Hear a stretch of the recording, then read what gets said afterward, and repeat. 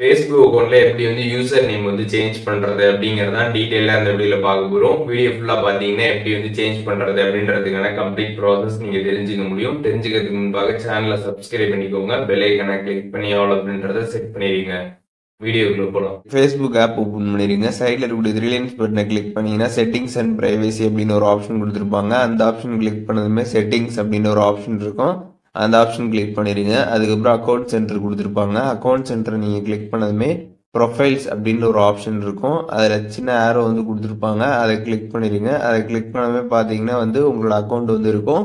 அதுக்கப்புறம் ஆரோ கொடுத்துருப்பாங்க. அதை கிளிக் பண்ணீங்க அப்படின்னா யூசர் நேம் ஆப்ஷன் வந்து இருக்கும். அதை கிளிக் பண்ணிடுங்க. நீங்கள் யூசர் நேமே பார்த்தீங்கன்னா இது வரைக்கும் செட் பண்ணல அப்படின்னா ஸோ ஃபர்ஸ்ட் டைம் பார்த்தீங்கன்னா உங்களுக்கு இதில் வந்து எதுவுமே இருக்காது. நீங்கள் இப்போ தான் செட் பண்ணுற மாதிரி இருக்கும். ஸோ அதில் நீங்கள் வந்து உங்களோட யூசர் நேமை என்ட்ரு பண்ணி செட் பண்ணிக்கலாம். செட் பண்ணிட்டு டன் அப்படின்றது வந்து கொடுத்துட்டீங்க அப்படின்னா உங்களுக்கு பார்த்தீங்கன்னா யூசர் நேம் பார்த்தீங்கன்னா வந்து செட் ஆகிடும்.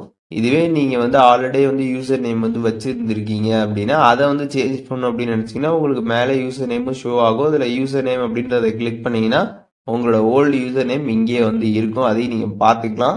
இப்போ இதில் எது சேஞ்ச் பண்ண நினைக்கிறீங்களோ அதை நீங்கள் கிளிக் பண்ணிட்டு சேஞ்ச் பண்ணிட்டு டன் வந்து கொடுத்துர்லாம். ஸோ இந்த ஃபேஸ்புக் யூசர் நேம் பொறுத்தளவுக்கு நீங்கள் வந்து செட்டே பண்ணாமல் இருந்தீங்கன்னா ஃபர்ஸ்ட் டைம் வந்து எதுவுமே இருக்காது. நீங்கள் கிளிக் பண்ணி போய் சேஞ்ச் பண்ணுற மாதிரி வந்துருக்கும், செட் பண்ணுற மாதிரி இருக்கும்.